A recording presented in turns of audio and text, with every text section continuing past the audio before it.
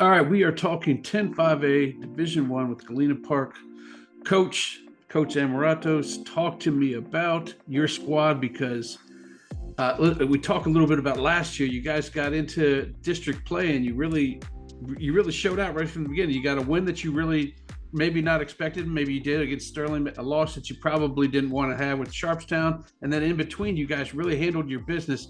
Talk about how the momentum of last year may go into this year and get you guys ready for running for a district title. You know what? We knew last year we weren't sure what we were going to expect getting into district, so I tried to schedule a little tougher some playoff teams from the year before. So we got Porter on the list, and then Baytown Sterling, and we kind of found our identity a little bit. We had some seniors that we wanted to give an opportunity to play. They've earned that chance, so we kind of let them kind of have a shot at it.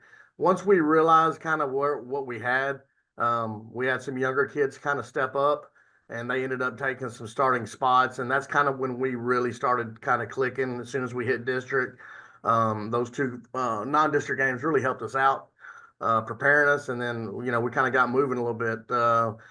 That's when we found lightning in a bottle with Cary Clay, and we started a quarterback that hadn't played quarterback for us before, and it just took him a little time to kind of get used to the speed of the game.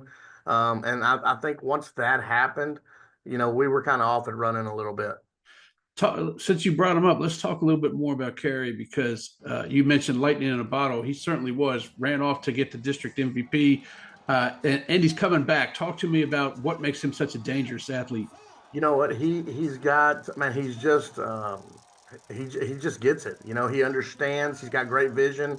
He's got low center of gravity, and he can flat out. He can go a little bit. He can fly. So as soon as he's not scared to get downhill, and with the scheme that we're running, I mean, it just kind of suits him. He's kind of a smaller guy, but once he gets it going, I mean, he can turn it on, and you kind of saw too. I mean, he was running away from some good athletes. There's some really formidable athletes in that district that we're in, and Cary was a 1,400-yard rusher, and I'm going to be honest, he didn't play in the first game.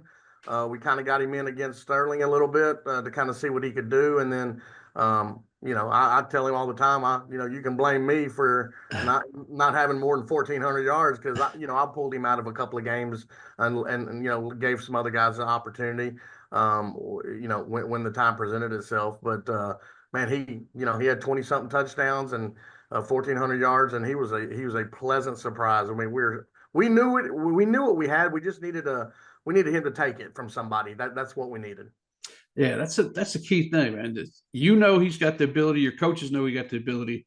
Getting him to believe that he can. Once he does, then like you said, you unleash lightning in a bottle. Another thing you mentioned was giving another guy a chance to play, which Yes, is sir. key for your team this year. Considering I'm going through the district and you see Sterling, Westbury, Madison, Austin. They all have 13 or more starters coming back.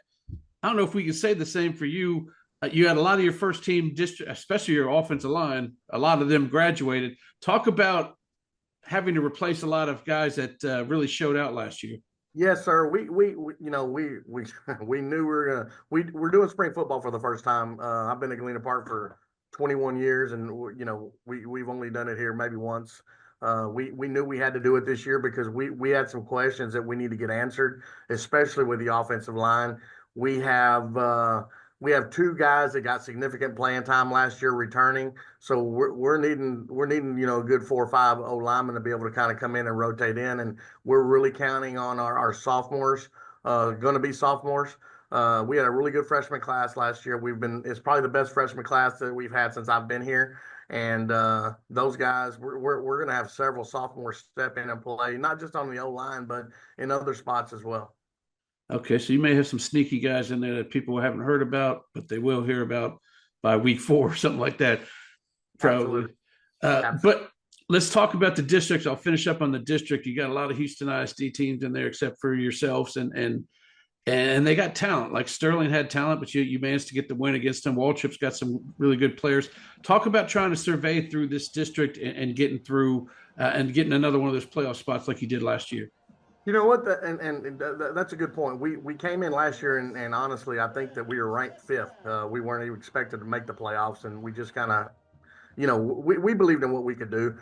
This year, man, I'm going to be honest with you. The Walter crew, they had a couple of linebackers last year that were thumpers. They were a really good football team. Their quarterback's coming back. I think their running back's back. They got a good job. He does a great job over there. Spring Woods had some kids last year. Westbury. It's man, you just don't know what you're going to get sometimes. Everybody's got some athletes, a lot more athletes, I think, than what we have. You know what I mean? So that HISD district it's kind of snaky a little bit to kind of navigate through. But man, we catch Sterling early, and they always do a great job over there. That was probably a game that we were very fortunate to get out of there with a win. And then, come back again, and then Waltrip, hits us right in the mouth, and, it takes us a little time to recover, and they ended up beating us. And we had a really good game against Westbury that our kids kind of got back to where we thought they would be, and we ended up winning that game and giving us a district championship. But man, like you said, it's a roller coaster. I mean, these kids they're great kids, man. And, we're going against coaches that know what's going on. And it's like, man, you hope to stay healthy and let these young pups kind of mature as we go. And that's the plan. That's the plan this year. We felt that we needed the spring ball because we had way too many questions. We couldn't wait until the first scrimmage to figure it out. We needed to know now. Right. And I'm pleasantly surprised with these young pups. That's what I like to hear. Yeah, pleasantly surprised is a very good adjective to hear from you, especially this early. So, all right, Coach, I appreciate you joining me, man. We will look forward to seeing some 10-5A action down the road. Absolutely. Take care. Thanks for having us on.